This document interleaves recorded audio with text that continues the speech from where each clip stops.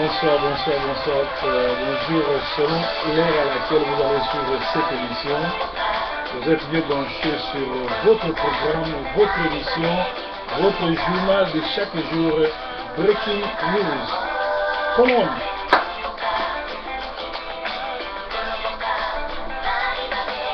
Nouvelle entrée Fapoko Lelo, Basango Ike, Toyo Kanano, Nzembo Oe Simbi Komba, Mwana Mboka na Kombo Lakwanzila, Kolombo Kalamuka.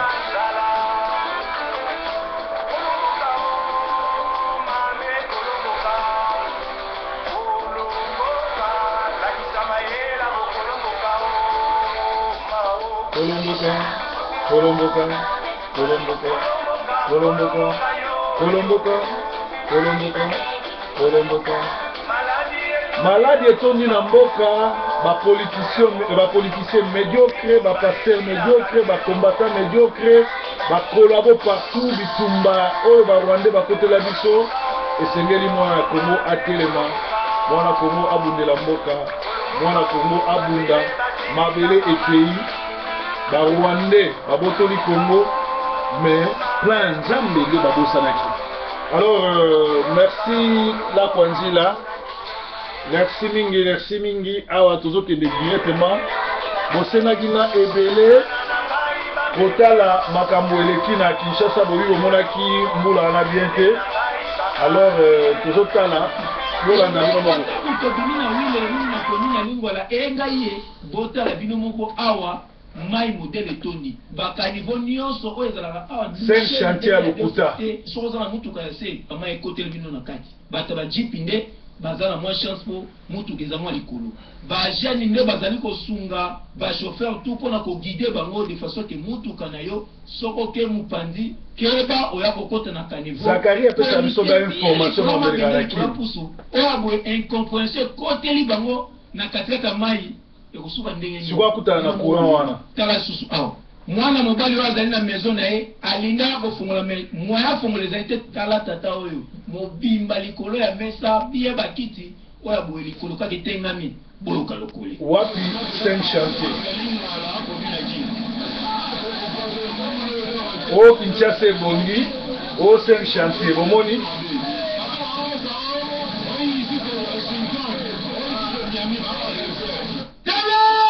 Tokosenga penana bakonzi bosala quelque chose salongo beta madada pour que biloko ya boyisa na makate po o tozali na centre.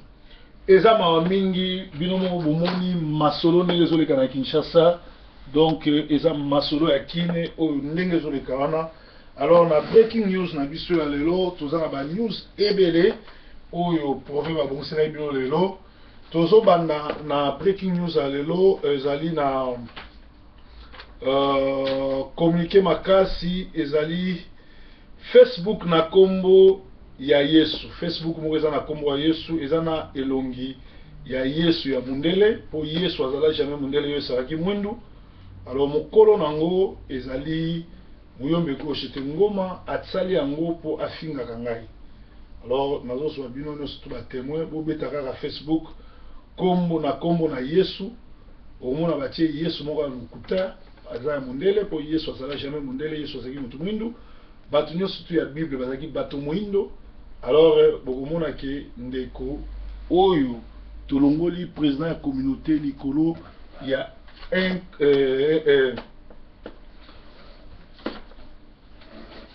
likolo azali na impossibilité ou bien na incapacité ya koassumer to ya kojouer rôle na ye parce que yebi job description te tolongola ki epe tosenaki na Romain na akise bakoka kobongisa communauté.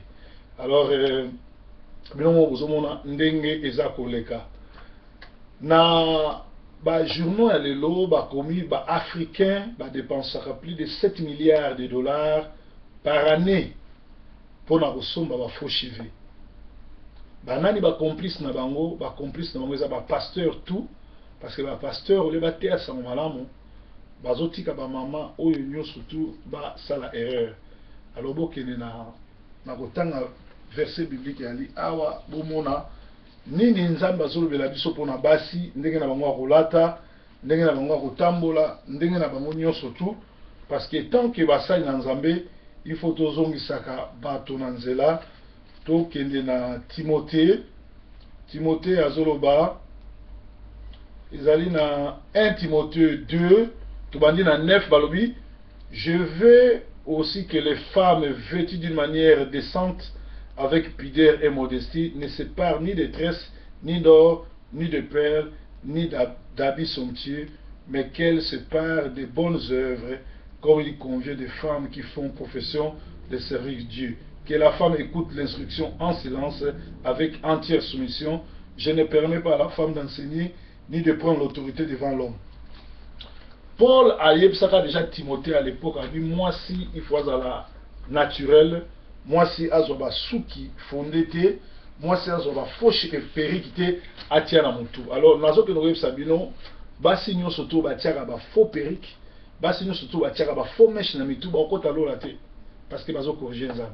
Moi si et pas nzambe ezali moi si o aza naturel.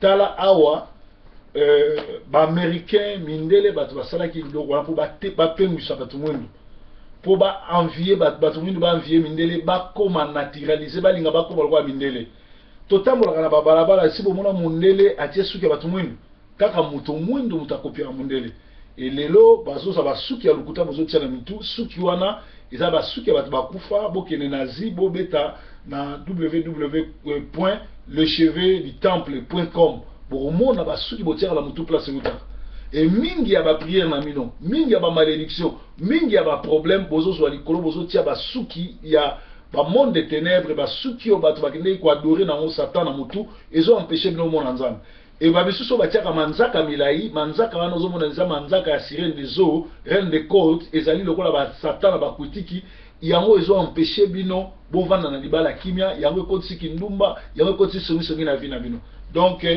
basi bazo dépenser plus de 7 milliards de dollars par année pour na basuki na bango eza mabete kosala modèle biso le tozako kola basi bazako kanga basuki ya kitoko oyo ya maboko ezako komisa basi kitoko yango wana bokomona moto ayebi nzambe solo bana na biso tokoki ko imposer bango te po akoke no funda na école et comme un problème ba service social mais moi na soka kosi 18 ans okote sango malamu oyebise ke suki eza mabe peut-être na bana na biso under age tokotika bango ndenge mwana parce que toyebi makambo social na samba na social na longa bango na lingaka te mutu bana ne bakende na social po ngamo na lika na nzela wana ke ngai bakenda ko funda nga ke na sala ka trafic ya bana yango bayaki ko botola bana basala contrôle ba DNN bayeba paternité ya mwana na mwana parce que naki na bana 6 3 onga na bota 3 onga na docteur na longa ki caisse donc ezalaki te ke bana bakende na social po ba zalaki maltraité mais zalaki bafunda ki ndenge bakenda kofunda ke nazaka na mukanda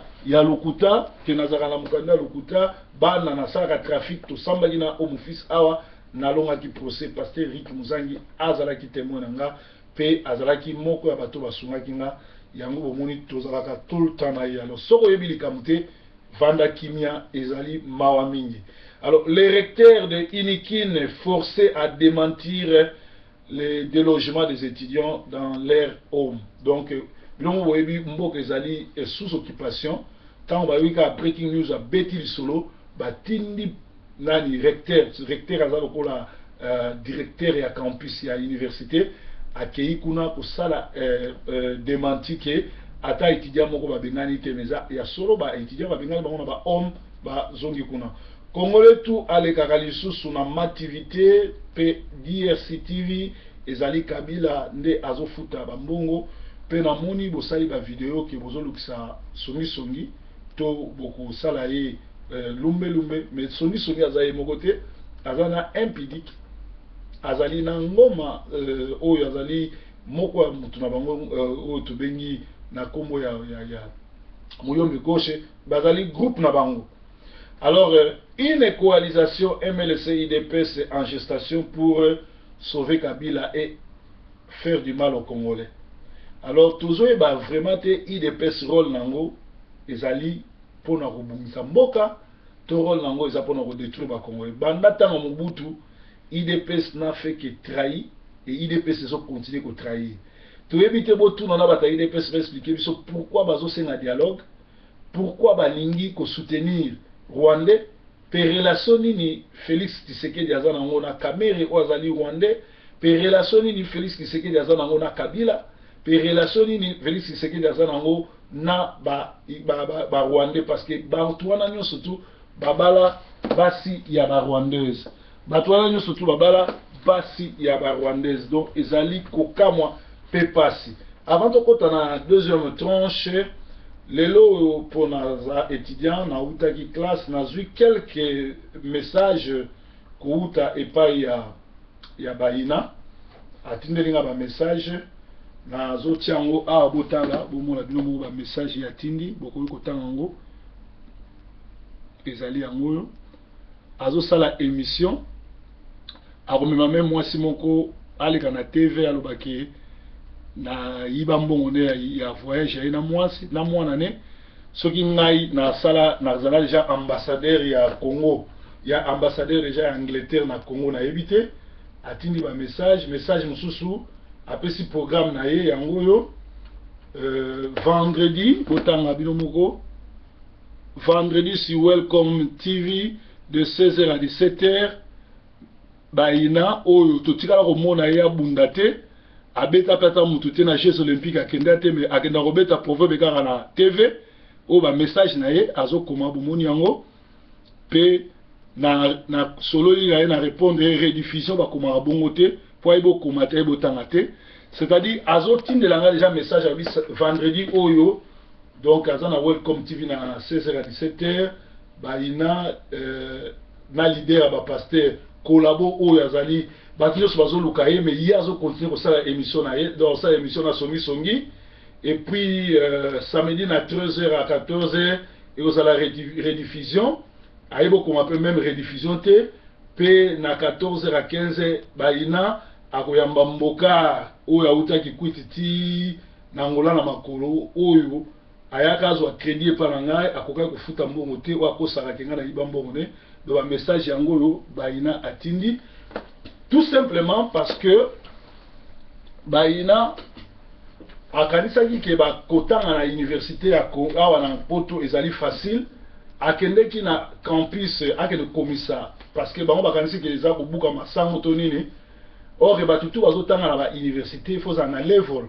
Alors l'air yake kokomisa pona baina bamoni ke azata na level moko te baboye soni wana muto bazaki ne na guichet abenginga yango moni a sa famille de c'est-à-dire baboye pour auta Nigeria aya na Angleterre asali plus de 15 ans azata na level moko te. Et pourtant biso tuuta libanda tuuti ba poto mususu tuye tuzi ba level nyonso pe calamité tozozwa ni na biso degré na biso na hospitalité sans ko compter ba diplôme tozana ngoya ba école de leader ba diplôme et belé tozwa tozana tina ko lobangote.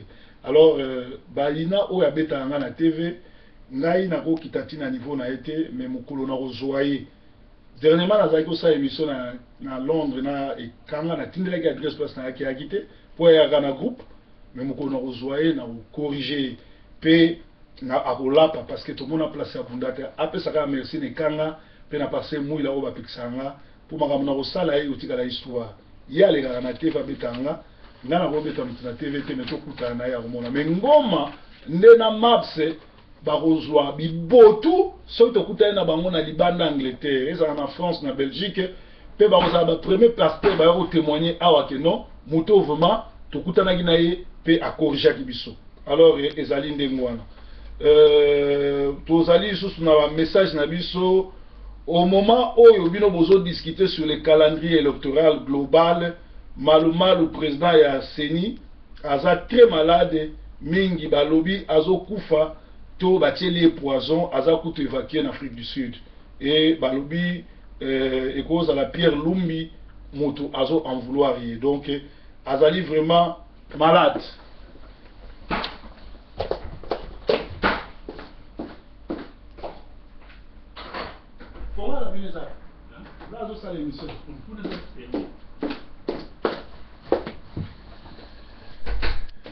Donc, balobi Pierre Lumbi Moutou Azaliko en vouloir. Alors, les femmes anti-viol marchent ce 13 mars à Bruxelles. Et vous allez marcher à la femme anti-viol et vous allez à Bruxelles. Tout ça, na ba maman na biso surtout base à la kuna ebele pour nous soutenir ba maman oyo ba violé maman oh bazo souffrir, maman oh bazo mon passé. Alors Simon et Gbagbo, moi c'est à Gbagbo, bah autour de 20 ans en prison. Moi ça va t'asala iné le moté. Et puis Ouattaraza maman il est mingité parce que yona nos ozana no ivoirien te, oza buta Burkina Faso, oyena mboka bato, olio sala kimia o relâché moi siwana, ozoka tele 20 ans sala le côté. Bongo maman Olive Lembe, tiala mwana Lombongo, Marie Misamu, Olangi, bokozwa combien lettre au Kabila parce que bino bato soutenir qui. Alors biso o tozana opposition to biso o tozali libanda mboka. Tous on a 3 questions qu'il faut répondre pour tout longa makambuzo le Congo. Ce qui est longa makambuzo le Congo, il faut yeba qui sont les chrétiens et le vrai pasteur parce que makambo est tourné, les faux sont devenus les vrais sont devenus les faux. Le loba te belé pour ben ba pasteur normalement place dans ba fait ça en prison. Mais pour ben ba pasteur. Le loba te belé pour ben ba chrétiens ce sont des sorciers, bazaba ndoki ba loki. Mais vous avez un chrétien. Nengemoko, il faut boyeba. Banani bazaba combattant, banani bazana ngote. Bon, moni binomoko, a en Angleterre, puis à travers le monde, nenge ba sombi ba combattant, moyennant 50, 100, 200, 300 000 euros, 1000 livres. Alors, moutande on a za combattant, azali escroc, ayaki profiteur. Alors, il faut pas boyeba qui sont les opposants et qui ne le sont pas. Na groupe à bateau, bazo baza na opposition, banani baza opposant, banana baza opposanté. Kameri, IDPS, bateau na nesotu, ba opposante, ba opposition te. Alors, ceux qui ont ça la distinction, qui est vrai pasteur, qui est le faux pasteur, qui est vrai opposant, qui n'est pas opposant, qui est profiteur, qui est ami du Rwandais, qui est Rwandais, et qui est pasteur, qui ne l'est pas, qui est combattant, qui ne l'est pas. Parce que ba vrai faux baza ebele. Alors to lomba ki yango toza susu na message mususu ezali awa donc biso ba combattant to les gars kobima to sikola mboka na ba idée na biso na bakansebele tala oyo ezali capital nomo bomoni ndenge komi fleuve partout bangando ezobima lobi na laksa bino na bongolo lelo na laksi bino na lingwala côté à Katokuna ndenge moko mais ba yesi bino ke Congo ebongi Congo ekomi Washington Congo mboka malamu Kabila zo travailler 5 chantiers ali donc tout ça là le plus tôt que possible to bengana ye parce que azolinga atia moto na kati ya mboka yango moni azobengisa ba Rwandais ba soda ba ya na kati ya mboka na biso. Comment expliquer na mboka moko tozali na Roubaix waza na armée na et puis armée wana eza constituée na ba Rwandais armée jusqu'aux dents bavanda na Kinshasa ba o bobengi boposant baloba lelo monte. Comment expliquer que tozana bato o babimaki libanda le 19 au 21 janvier bakufaki et que biso to cotiser pour bakunda bato wana mais bato to pesi confiance bazo se préparer bazo welela aux États-Unis Amérique mais bibembe bazo ko kokunda ngoti congolais telema.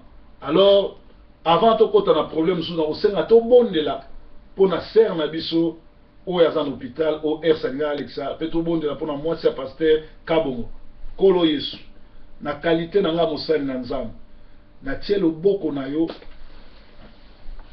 na sengi makila na yo ekende ko purifier corps âme ya ser na biso azan hôpital pe ya ser na biso mususu au mwasi ya pasteur na ser na biso o azako présenter l'émission na Ers o milimo ya ba pasteur ya matema mabe bali baliai puissance ya Saint-Esprit ekende ko toucher bango place ba ali na koma koloba bika pour battre la monnaie na ope monde des ténèbres qui na soli to bondeli bona comme Christ. Amen.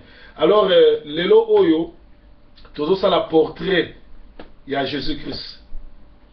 Qui est-il Jésus-Christ? Est-il Dieu? Jésus-Christ était-il enfant de Dieu ou c'était quelqu'un qui s'est auto-proclamé fils de Dieu? Avez-vous déjà rencontré un homme qui s'attire tous les regards? Où qu'il aille, certaines caractéristiques mystérieuses, indéfinissables, les distinguent des autres. Eh bien, c'est ainsi qu'il y a 2000 ans avec Jésus-Christ. Mais ce n'était pas seulement la personnalité de Jésus qui captivait son audience. Les témoins de ses paroles et de sa vie nous déclare que Jésus de Nazareth était très différent des autres hommes. Je vais expliquer dans l'ingala. Est-ce que si on a un soka leki ana charisme, batunyo soazo kabatalaye, batunyo surtout azo ambele bango babenga l'idée charismatique. Balobi bato batambola ina Yesu, bato baviva ina Yesu.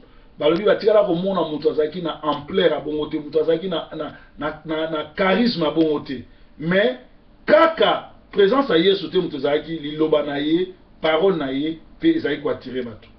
Mais ce n'était pas simplement la personnalité de Jésus qui captivait son audience. Les témoins qui étaient là disent sa parole, sa vie, nous déclarent que Jésus de Nazareth était très différent des hommes. Jésus de Nazareth azalaki très différent na bato, azalaki muntubu kwabu, muntubu susu.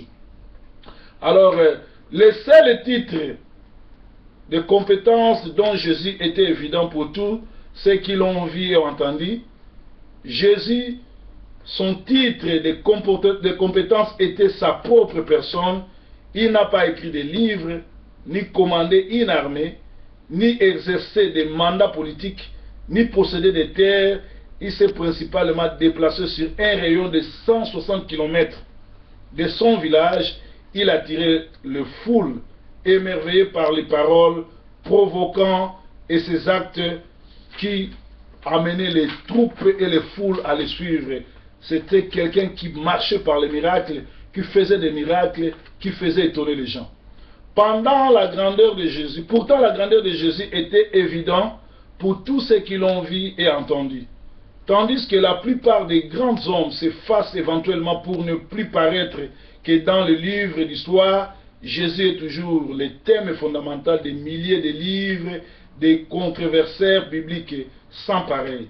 Et tout autant que Jésus a dit grande histoire, que nous autant a 1 Jean 5, 19, où vous savez que Jésus a Zanzambe, 1 Jean 5, 19, vous savez que boye, nous autant 1 Jean 5, 19, et vous savez 1 Jean 5, 19, et vous savez que nous avons Nzambe, il faut que ça journal, tant que nous avons Nzambe, pour captiver Oyo, des ordres de la communauté.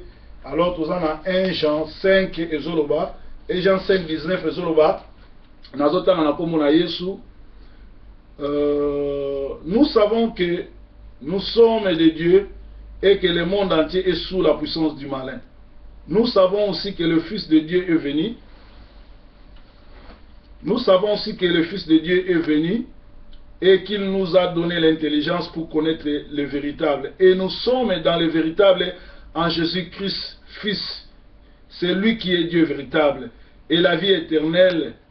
Amen. Donc, Toyebike, monde est dirigé par le diable. Toyebike, Nzamba apesa biso mayele peto yebike na Yesu Kristo ayaki na se yende Nzambe yende ayaki ko agir lokola Nzambe. Soko tie tembe toke sikoyo na Jean 14, et si je explique bien, Jean 14, 8, Tokotanga, et ça solo ya Jésus na Nathanaël, na Philippe. Jean 14, 8, Tozotanga na Jean 14, 8, Jésus lui dit, Philippe lui dit, Seigneur, montre-nous le Père et cela nous suffit.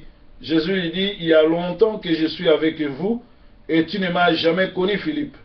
Philippe, celui qui m'a vu a vu le Père. Comment dis-tu, montre-nous le Père? Ne crois-tu pas que je suis dans le Père et que le Père est en moi? Les paroles que je vous dis, je ne les dis pas de moi-même, et le Père qui demeure en moi, c'est lui qui fait les œuvres. Croyez-moi, je suis dans le Père et le Père est en moi. Croyez du moins à cause de cela. Donc Jésus-Christ a Nzambe, Mouto ressemble à Nzambe, le Père, Dieu le Fils, Dieu le Saint-Esprit, à idolâtre. Parce que Abraham, Isaac, Jacob, Nzambe, Moko, Jésus-Christ a dit, Eteyani,